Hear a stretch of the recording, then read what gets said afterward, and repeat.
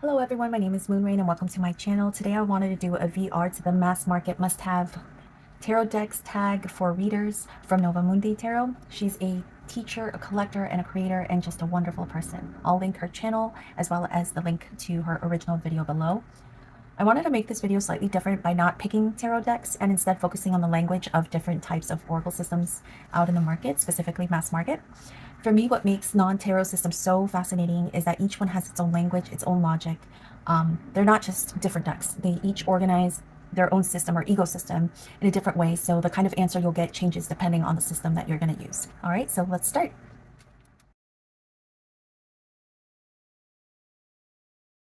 Okay, so for the very first question I have, what's the best deck for practical or everyday matters? I would have to say Lenormand.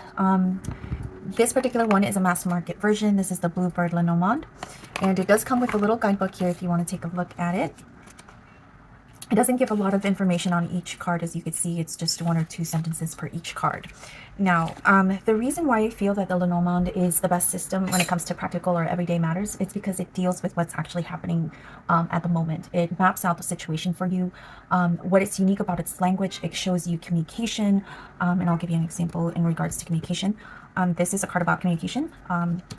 The Cavalier here. The letter is another card about communication. And you can even refer to the stork as a change or a movement. So this is a message about movement or a change in your life. That's another communication card, I would say. It gives you action cards as well. And I would say the Scythe is an action card. Mice would also be an action card. This is more about decay or dwindling. The birch rod or the whip in other decks would be an action card. It's the sense of repetition, right? These are all action cards here. Obstacles would be another thing that it portrays, whether it's through mountain, like a literal mountain that you're going through, or just the people you're encountering, whether it's a snake or a fox that could be causing that kind of obstacle. As you can see as well, it is able to depict you and your significant other. It has various people cards in here, so you can pick your signifier. It also has a signifier for a child if that's something that you want to add to the reading. However, we can use this as a new event or a new opportunity that's coming in, and the dog is signifying a loyal companion. So to see this in action, wait, let's go over these as well. I think these are important. The home can represent your home. The tower can represent your job. The garden is more of a public place, and crossroads is a choice that you have to make that's a little harder than you would think. So it would be something that is just a hard choice that you have to make, and then you could always use the actual road to determine what's this choice versus the other if you follow the actual road on the picture or depiction. So I'm going to use just a smaller Lenormand in order to show you how that works.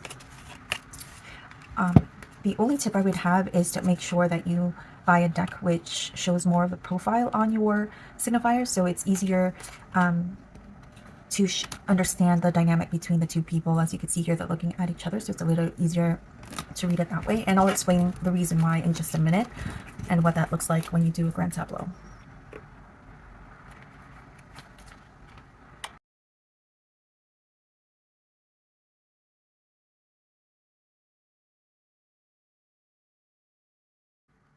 Okay, so the first thing I always do when it comes to Lenormand, even before setting this, I would suggest making sure we attribute signifiers to things. So with the tower, I would say that that's my home. The bear, I could use it as either like a family member, such as my father or my mother or my boss. The other signifier as my loved one. My home as my home, things like that.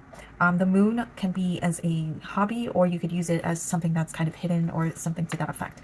The only reason I'm using this particular deck is so you can kind of see the whole thing because it's pretty small. So the first thing, as you can see, is I'm right below here. So that means I'm not necessarily in control of the events in my life right now.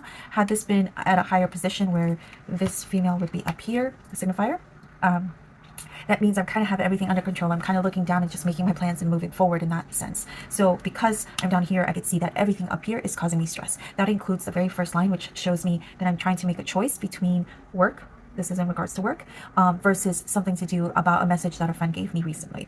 Now, if I also want to take a look at my significant other, I don't know if you guys can see this, so I'm going to have to move this a little bit further up. All right.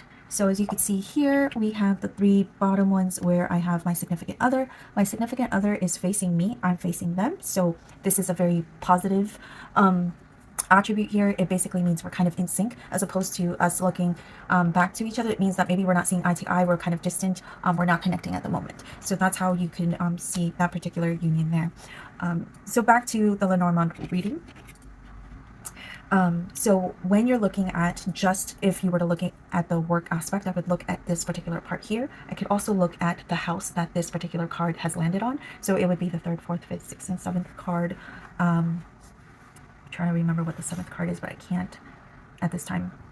Oh yes, the snake. So the snake would mean that it's maybe work right now is kind of either complicated or somebody in that sense is acting in a way that is hurtful.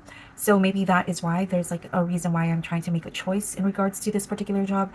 The cards surrounding it makes gives you a little bit more of context between the job. Notice how there's a child here, which to me shows a new job. So this new job being a little more treacherous than I would have expected. This ship here shows like a sense of movement, right? Let's say that I just want to talk about home, so I would look for home, which I can't seem to find this card. I think that's the card that I'm missing, because I should have 4 cards in my line of fate. The line of fate at the very bottom is kind of like the summation of the rest of these cards. Oh wait, actually it's right here. So this is home, and notice how home here is connected to my partner, and there's some sort of ending in regards to home and how he's like looking into that. You could also do knighting with Lenormand, meaning that if you want to know the connection between this, your signifier, versus something else, whether it's your partner, you could do knighting there, or you could do knighting between this and another signifier or other card in your deck. Notice how it's incredibly easy to understand. Like work, new, there's some sort of movement, there's treachery if you involve the houses, because the houses underneath this particular spread gives you the why. Here we see choices, so we know there's a choice between a message from your friend. And the reason why I'm bringing message is because the very first house here on a grand tableau is the messenger. So this is telling me there's a message from a friend, and I'm trying to make that choice. Notice how on the other end, the 2 choices, right? This is the choice of like making that choice with that friend, versus this other choice, it's the mice. The mice is about anxiety. It's something that is causing more of a decay or a dwindling of some sort.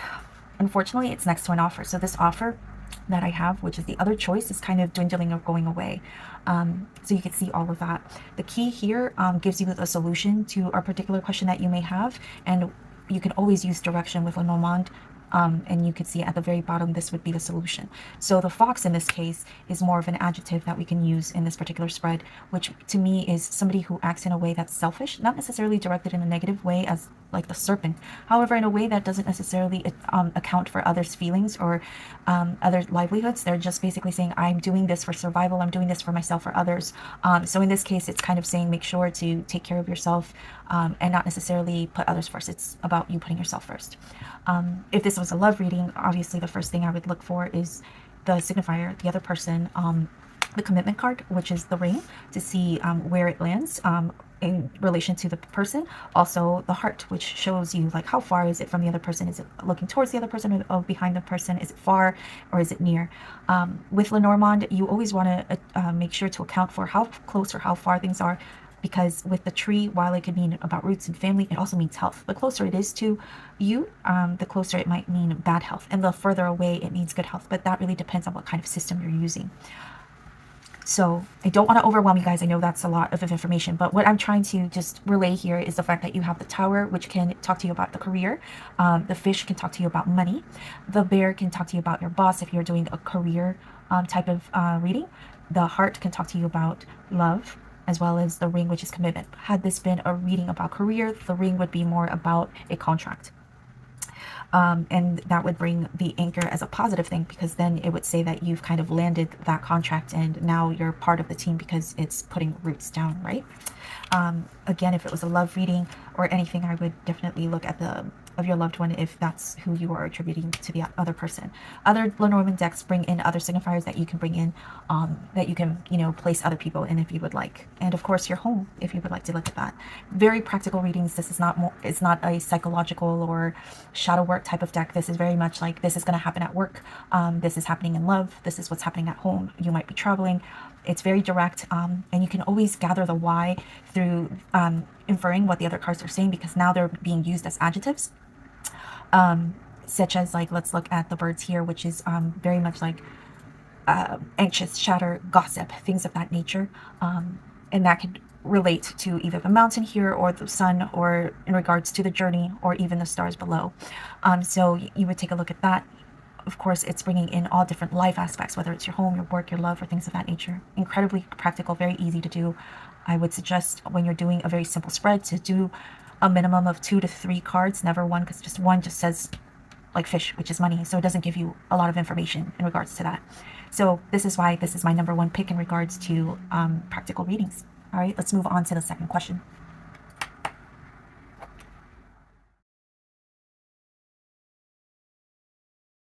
Okay, let's move on to the second question. What's best for love and relationship readings?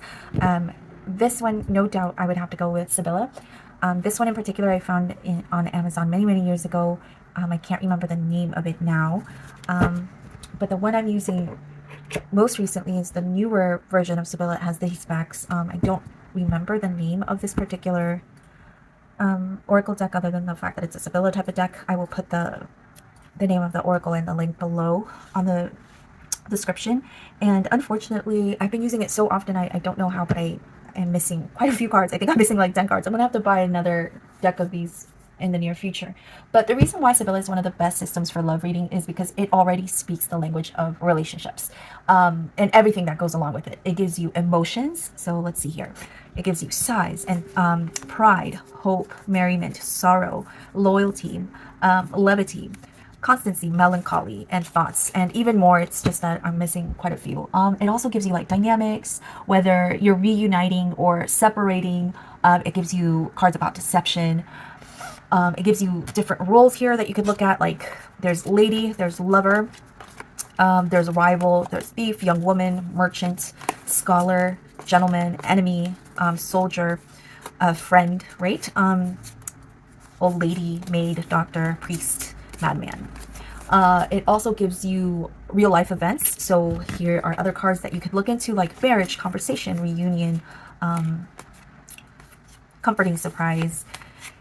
And it has even the word love in here, journey, and other cards, as you can see. So it's very easy to read about love with the Sibilla. So I'll give you an example here. So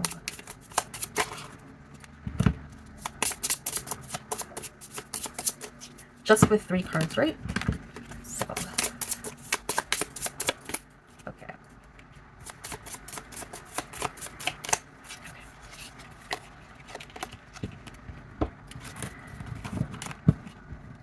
So now we have lover who's looking this way, and there's sorrow and conversation. So perhaps there was a conversation with your loved one that led to sorrow, and he's looking at the person that is causing the sorrow, but as you can see, they're separated and not necessarily in the same place. So obviously he's thinking about the conversation, as you can see from like how his back is turned to this way. So very easy to interpret. Here's another one. The union of 2 people leads to something new. If you read child as something new or an event new, or maybe a literal child, and that eventually leads to loyalty in that relationship. Here we have merriment, madman, and falsehood. Not necessarily love here. Let's see if we can bring something else. Constancy, priest, and gladness of heart. But as you can see, there's a ton of information. I wouldn't necessarily just use 3 cards in regards to a love reading. I would bring in the dynamic between the 2 people. So in that case, I would probably most likely do like a 3x3, or even depending on the question, a spread that is unique to the question at hand. So let's see what it would look like if we did a 3x3 spread here in regards to love.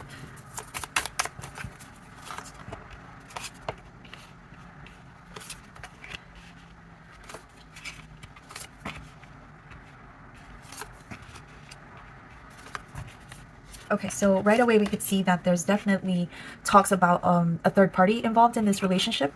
The first thing you see is the rival that leads to this assumption. We have size, loyalty, and friend. So obviously there's talks about loyalty, or a problem with loyalty, because those sides are next to the loyalty. This lady is the one who's feeling that sense that there's disloyalty in the relationship. Notice how this is making her sick thinking about the rival here. Probably the friend is the one who discussed or told her in regards to this possibility. At the very bottom, you see sorrow. So perhaps like this is what's going to eventually lead to that. We have madman, which will describe, what could come forth towards this.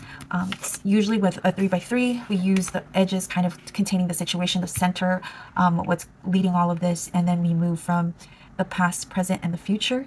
The rival could also be the friend that's causing all of this, or maybe the fact that there's a conversation between people discussing this rival. So that's something that you can easily do with Sibilla. Notice how it's so incredibly easy to discuss about relationships just because of the breadth of different keywords that are in relation to relationships and love. All right, so a close second would be Lenormand, just because of the way that the signifiers are set up, at least when you do a grand tableau in regards to, how I mentioned how they could be facing each other away, and we could easily determine like how they're doing in the relationship, how close they are to the heart card, and things like that. So that is a close second, but I don't think it tops Sibilla in regards to figuring out emotions between people, where they are in status in relationship, because this deck itself tells you whether there's commitment, a marriage, dissolution of a relationship, whether there's third party or things of that nature. So if you were to do love readings as a part of your paid readings, this would be a great addition to that if you want to get to the nitty-gritty details. All right, so let's move on to the third question. Okay, so I realized for question 3 it's about shadow work, and I don't necessarily have a good deck, a mass market deck for shadow work. I would say out of all of them, I probably would pick the Tantric Dakini Oracle deck, or perhaps another deck that uses the Sephiroth.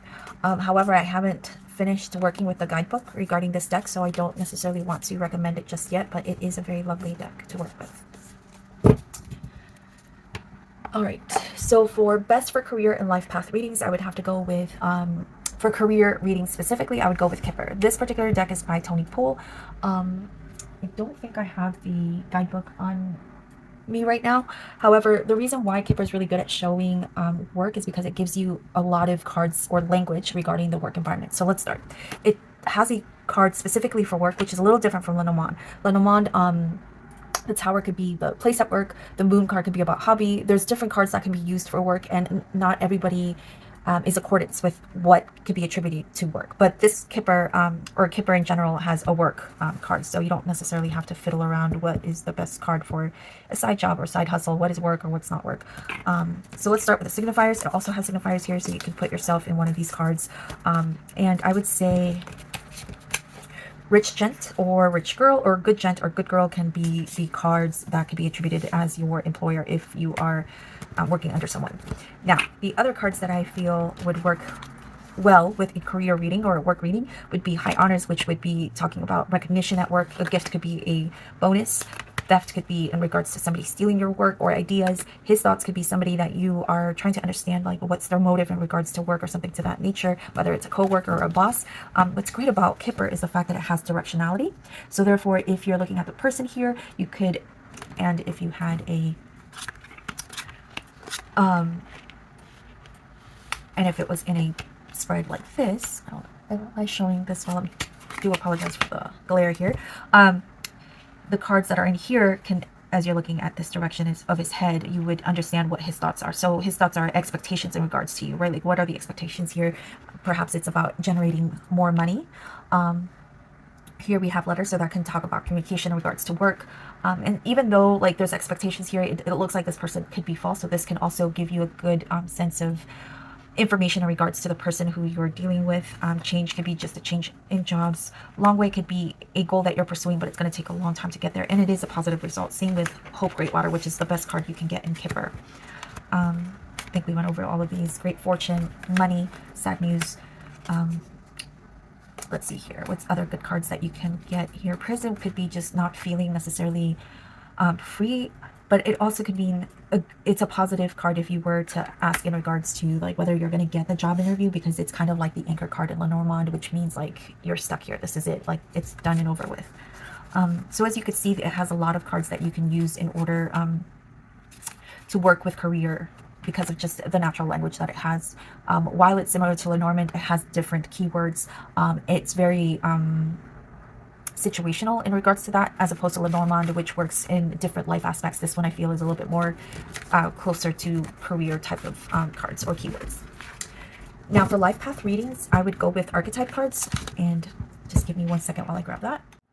Okay, so typically with life path cards, we're trying to seek what patterns are repeating in your life, or why you keep ending up in the same place. And I think archetypes really work well in regards to explaining your role in the situation. That is what I feel like the language that it's trying to convey here.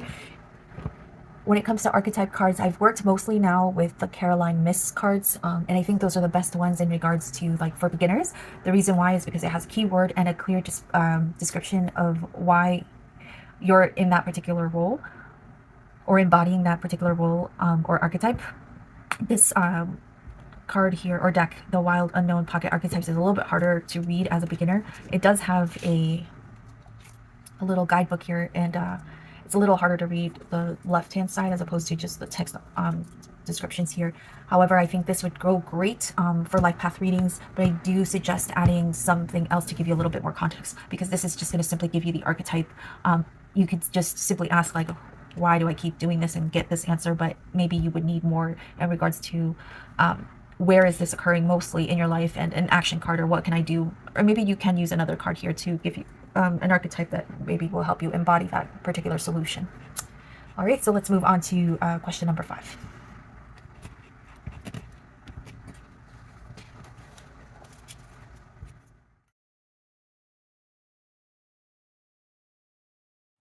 All right, for question number 5, the best for healing and emotional recovery. Of all my decks, I think this is the deck that works best in regards to that particular prompt. This deck, I feel, is really focused on helping you reconnect with yourself and what actually needs care. The guidebook, I feel, does a lot of the work, and I'll explain why in just a little bit. Let me just remove some of the cards here so you can take a look. So it looks like this was the very last card that I pulled out, which is the Self-Seeing Eye. And let's see, close here. So it explains exactly what you're seeing here, because it might be a little hard to see. It's a little abstract, but it'll explain exactly what's going on.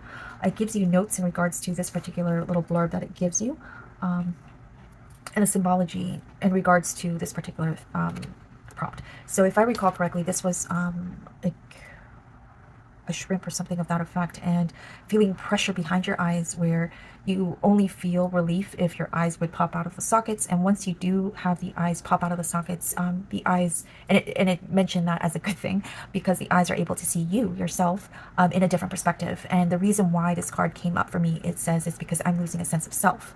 And so the symbology will discuss that. It'll also give you guidance, questions in order for you to answer like why this particular card came out, and why perhaps for me, like, I'm losing my sense of self. It gives you also information on how to use this as an icon, kind of like using this card in an altar. Gives you information about portal inquiries, right? And how to receive like this particular type of like gifts from this particular card, and then practice other questions that you can use, more questions in regards to this deck. And then creative prompt. This book says that we're all artists, and really encourages you to just do something really creative when picking out this particular card.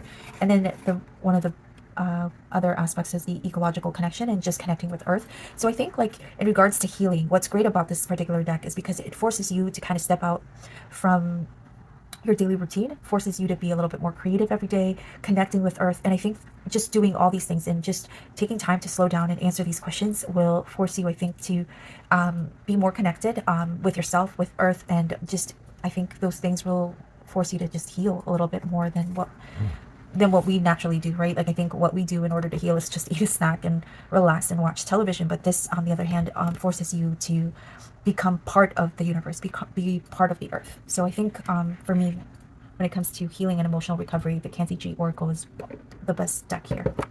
All right, so let's move on to question number 6.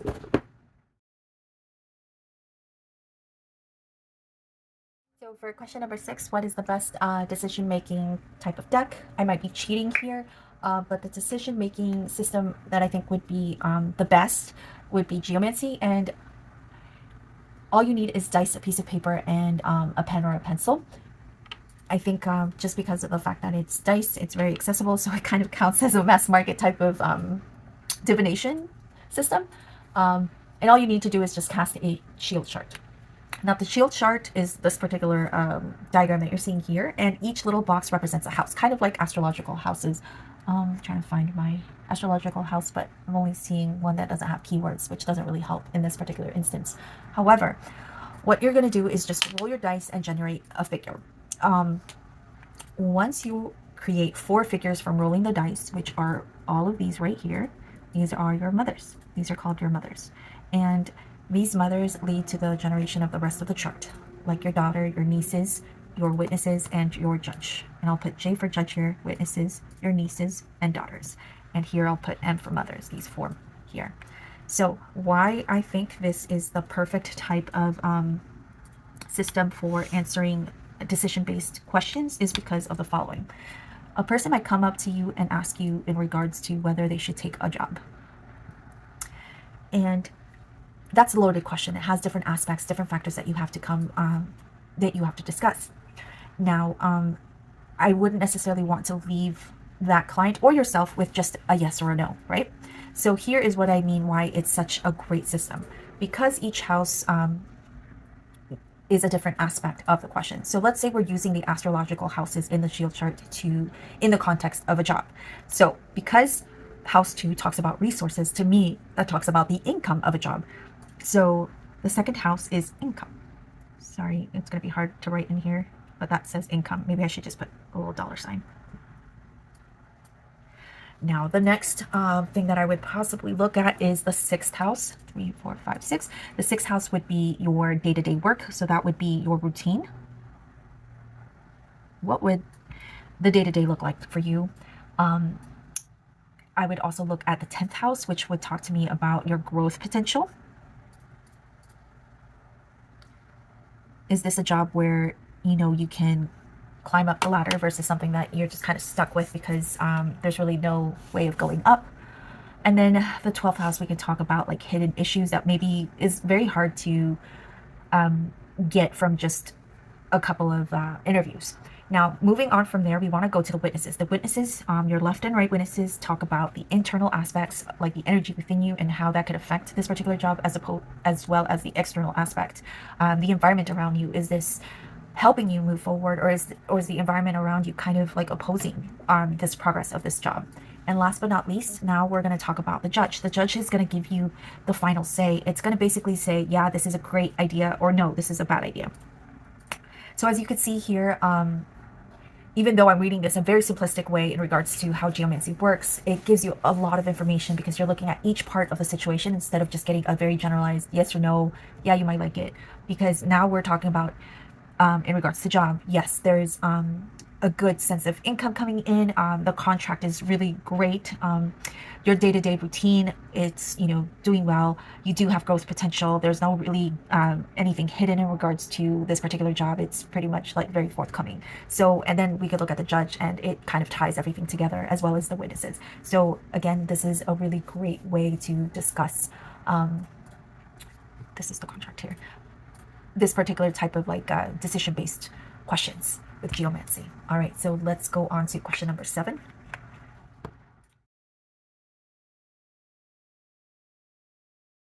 Okay, so question number 7, best for daily guidance. I would have to go with the I Ching Oracle, like the Tao Oracle deck that I have here. This is also mass market, and along with coins, and I'll explain the reason why.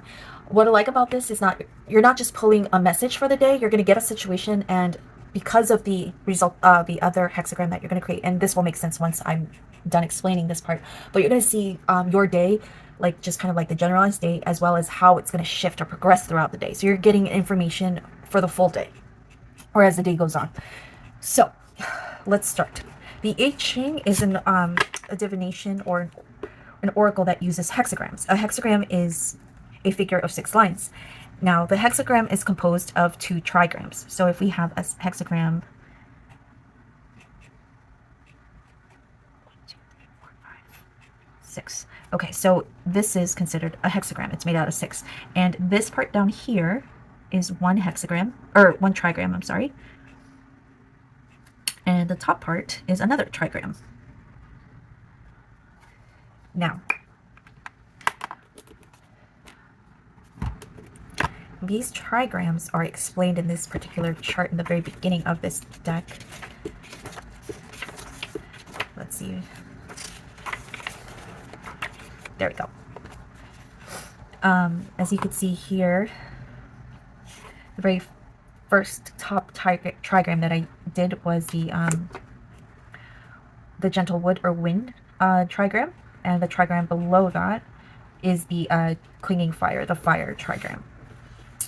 Now, if you were to read this particular trigram or hexagram, you would go in the back of the book and it'll explain to you which deck or which card you could use. But instead of doing that, I'm just going to show you what's the best way to read this as a daily pull. So I could easily just go, okay, what is tomorrow going to look like for me? I'll just pick a card. And it talks about nourishment and health and well-being, providing for others. This is called the corners of the mouth. And the sides here tells you the type of trigram you have. You have thunder and mountain. Mountain is on top of thunder. You could also look by the colors here. Like you could just easily reference that mountains is green and thunders is red. So you could do it from this particular color area as well. Now, the best way you could do this to figure out like how the day will progress, because this is kind of like the core information that you're getting, is to look at how's the day going to progress is by rolling coins or rolling dice or using coins or tossing coins, or you could use another card here, and I'll just pick one at random.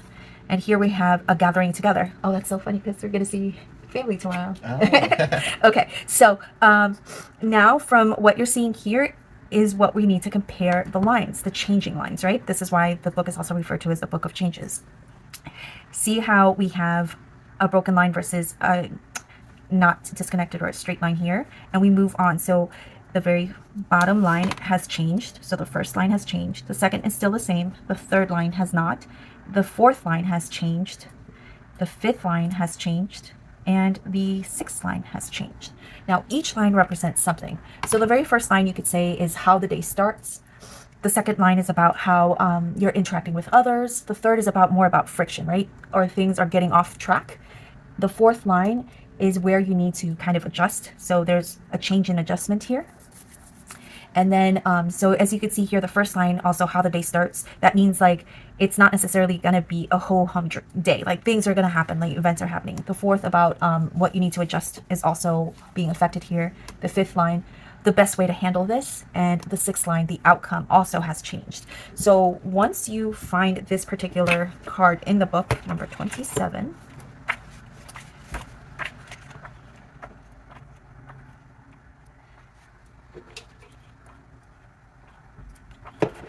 you could read what this particular card is about. And once you're done and you created the resultant hexagram, the one where it's how the day will progress, you look at the changing lines. Once you're done here, it gives you all the different changing lines, right? So for us, the changing lines was line 1, 4, 5, and 6. So I would only read 1, which is the bottom line, 4th line, 5, and a 6th line, which is your top line. So we'll read just one of them here. Remember that this card is about providing for others, creating balance, and nourishing yourself. So for the 4th line, it says, for today, do not hesitate to ask for whatever help you need. Then you can provide for others in ways far beyond your present capacity. And as you can also see here on line 5, it talks about like how your heart is in the right place, but you lack the resources to provide what is needed. So seek out someone who has the energy, the wisdom, or expertise that you lack, and try to work together.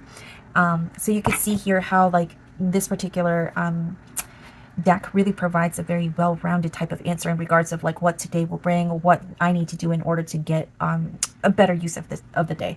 And you could use the changing lines in order to determine how the day progresses and see the end or the resultant of that day. So I think this is a really great deck in order to do daily pulls. I know it's a little different from the typical daily pulls that other people use, but I would really invite you guys to learn a new system. It's really amazing and it's a beautiful system. I think the way that this creator did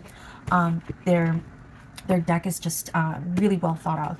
And I'm trying to think of somebody who did a great review on this deck. I think it's Benabel Wen's blog. She talks about this particular deck as well, and I will see if I could find that particular one, because it's a pretty old one, but I'm sure I can find it. So that is my recommendation for daily guidance deck. All right, so let's move on to the next question. Okay, so for question 8 regarding beginner decks, I had a hard time with this as well. I wanted to show you guys the Little Witch's Oracle deck, because I think it provides a lot of good keywords. The way it's divided into different categories is really well done. Unfortunately, I can't seem to be able to locate that particular deck at this time, so hopefully I could find like a picture or something that I could insert here at the moment so you could take a look at it as I'm speaking about it. But the very next question here that I have is number 9, what's best for intuitive readings? And this particular deck is the Oracle of the Radiant Sun. This deck is, I feel, something that can be used in a variety of different ways, and it's because of the way that it's structured. There is astrology here, right? You can use this particular deck. Let's see here. Let me put this down here. As you can see here, you have the Sun, Cancer, and you could even use the number up here as in the 4th house. So you could use it that way, but you don't necessarily have to. The imagery is very evocative, and the muted tones really tone down so it doesn't seem overwhelming. So I think that the way that this is done in such a great way. The only unfortunate thing about this particular deck is I feel you don't know exactly what the artist intended, because if you were to read the guidebook, it doesn't necessarily explain a lot of the imagery here. I wish it would explain a little bit more thoroughly regarding some of the imagery, especially things like this where it's like divided into little bits and pieces here, whether it's diagonal or just 3 little blocks, or whether you have like a little archway here, as you can see. However, if you were to just ignore the astrology and just go by intuition, I think this is also just a great intuitive deck, and you could just create your own story here. So let's just play around here. So here we have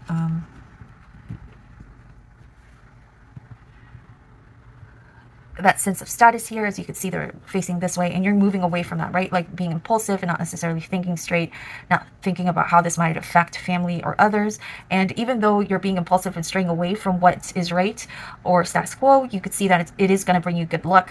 And now and the reason why you're doing this is in order to escape, right? So now this, as you can see, you can easily derive information just from the pictures themselves. I would love to know a little bit more about certain pictures here, whether this symbol or what his intention here, or at least the intention of the artist.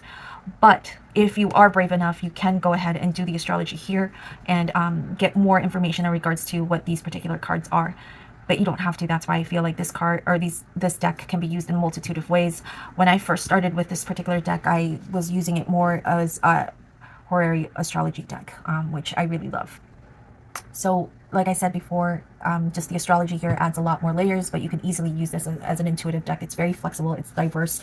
I think a lot of the things that are being depicted in this particular deck is not something that you would necessarily see in other decks. I feel like it's incredibly unique in that way. Like, I don't think you could ever, I don't think you necessarily see the word criticism in other decks, or the word versatility.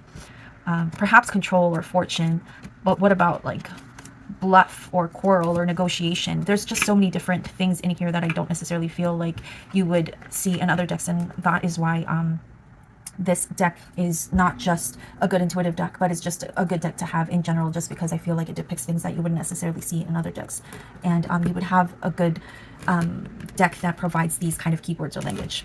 All right, so let's move on to the next question. Okay, so for question number 10, the 10th prompt is, what would be a deck that you would consider for a party, or that would provide engaging readings? And for me, this was one of the very hardest prompts to answer. I couldn't find a clear winner, so I'm going to show you a few decks here. But again, this is because I think I have a very niche type of collection, and I would consider my collection smallish, even though my partner wouldn't necessarily think that way. Right? Compared to others, it's pretty small. It's not that small. I mean, like I've said a million times before, I wish I could just have less than 10, but it's like, well, I'm not going to say the number because my partner's here, so. Okay, so the first one that I'm going to go I'm going to talk about is the Animal Apothecary. Let's see if you can get the guidebook here. Or no, sorry. No, this is not it. Animal Apothecary Oracle. I cannot find the guidebook on this one. Okay. So the reason why I think this would make an impression is because, number one, of the bright colors. I think the animals are really, really well done as well and make a lasting impression. Some of the stuff on here is a little harder to interpret, but I think that's what makes it something that would be a hit at a party, because I think it could be interactive, right? So take this, for example, where we have like the Fibonacci sequence here as well as the condor. So it's interesting how to interpret that with this particular sequence, and not and it's also interesting to see that the condor is inside a circle as opposed to a spiral, right? But it also has affirmations like "you are more," or just words here that maybe are not affirmations but kind of give you food for thought. So I think the colors are really well done. Artistically, I think it's really beautiful. So I think that in regards to creating an engaging type of reading, yes, this works. I think that it's very evocative. I mean, if you were to just show this particular deck to somebody at a party, I think, you know, it's going to leave a lasting impression on someone. So Animal Apothecary Oracle deck is a good contender. Wish I could show you the guidebook because I think the guidebook is really good as well. So I would suggest reading the guidebook. But and going beyond that, because just a lot of things on here I feel is really, really good to just use in a very intuitive way. So Animal Apothecary, I'm having such a hard time saying that word today. And then the next up is palm reading cards. This is also another mass market deck that gives you information on how to give a reading to someone. So this would be something that also could be very interactive with people. So you could just take out here, the first thing you would do is determine their dominance, talk about their size of their hand, and then determine what type of hand they have. So we could just look at the first 4 cards here.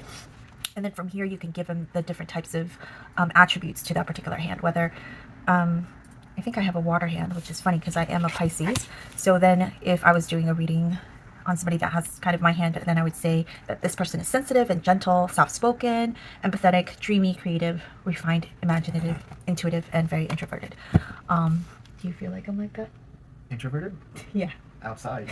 Outside the house. Outside the house. So then you can go over every little nook and cranny of the hand and just kind of go over different aspects of the hand and do a good reading on people. And I think people would just kind of gather around and just look at these cards and would really love to just discover, you know, different personality traits according to what the cards are saying. So this would be a great reader for parties. Something that would be a good interactive thing. Now, the next deck, I would say, would be the Madame Endor's Fortune cards. And this is a pretty old deck, and I abused it. But let's talk about how it's categorized and why this would be a great deck, a party deck. So we have the Royal Court, which is composed of like the kings, the queens, the wizards, among other royal court, such as knights and minstrels. Then we have the Realm of the Fable, Bestiary, which is your animals, the Treasury, which is kind of like your tools, the element cards, and I really enjoy seeing like not just the elements like air, fire, water, or earth, but it also has the Winds of Change, which is very similar to the Ana Cortez Doors of Somnolence deck, which is also a mass market deck. I wanted to consider this as a particular as a party deck. However, there's so many like really scary images on here, kind of like a severed head, and what were other things in here that was scary? Yeah, so I didn't think that would be the best. Yeah, there's a lot of nudity in that deck as well. And then we have what other, I think those are the 4 categories that you have. So I think that it's very well distributed in that regard. It's not going to give you just like affirmations or things like that, even though it does have like a little snippet or a statement underneath each deck, but that makes it easy for you to read and kind of interact with others. And I feel like what they used is really iconic, and the archetypes are easy to understand, so it's very simple to do the reading. I know some people might be scared of seeing pentagrams or things like that in this particular deck, so that might be something that you might be weary of, but other than that, I think it's a wonderful oracle deck that you can use to use in parties. So let's take a look at what that would look like. kind of give them like a little mysterious, like ominous message, right? Just being silly and fun. I wouldn't necessarily give them a serious reading. So let's see. So if they just wanted a general reading here.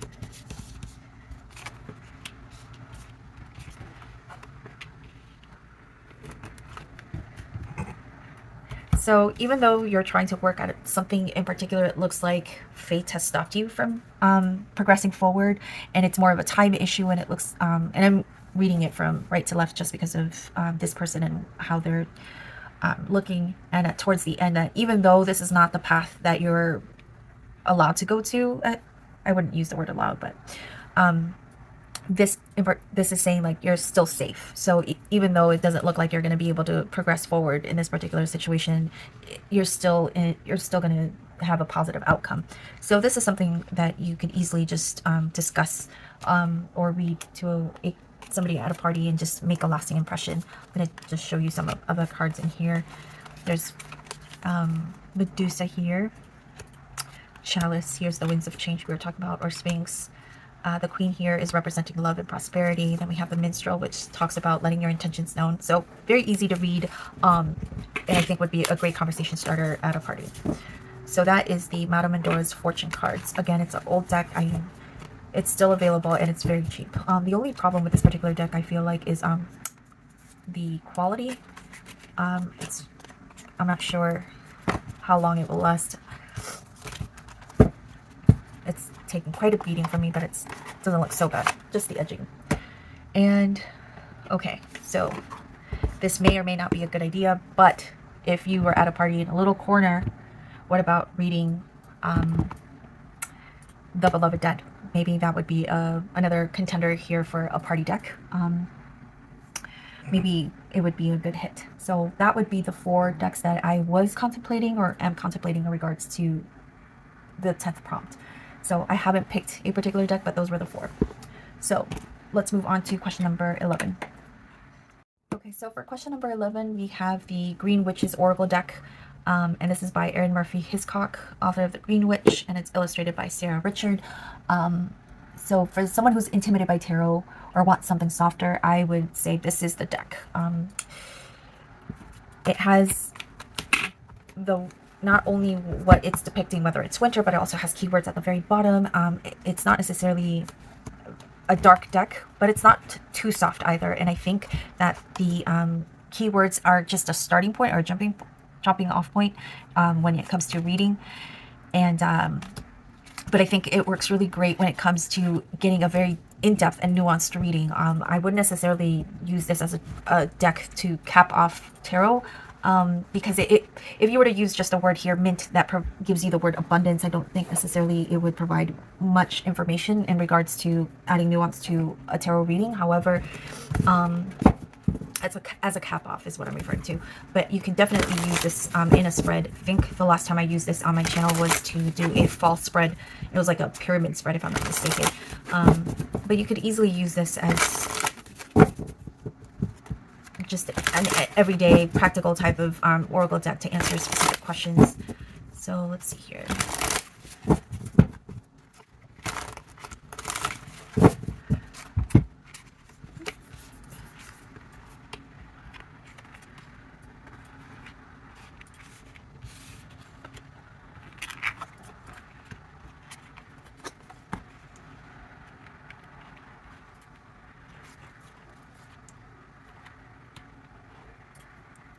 So I pulled out a card on the side to just give me information in regards to like what this particular reading is about, and it's about power, courage, and strength. And then from there I can talk about like what advice, you know, is coming in, like what is the root of the problem. And here we're talking about the moth being an illusion or concealment. What about the past am I bringing in regards to this particular situation? And here we have like safety or comfort, or needing this like safety and comfort and not really moving forward because of the fact that there's an illusion to that comfort that I'm experiencing and it's not letting me move on. And then we have the future, that if I were to take this advice, where things would lead, and we have seeds here. So there is hope and open-mindedness and a sense of renewal. Acorns, I also use that as a sense of like wishes coming true. So that, in that sense, that if I were to really apply this particular type of advice, that I would move forward, that what I wanted from this particular situation would be accomplished. So that's how I would use this deck. You can easily use this deck without the need of any tarot cards or anything like that, and it's, I feel, more soft and gentler in regards to how it speaks to you, just because of not just the illustrations, but in the way that each particular picture is described. So that is it for me. Thank you so much for watching this video and listening to me blather for like, what, I don't even know, an hour or so. Thank you again, guys, and have a wonderful weekend.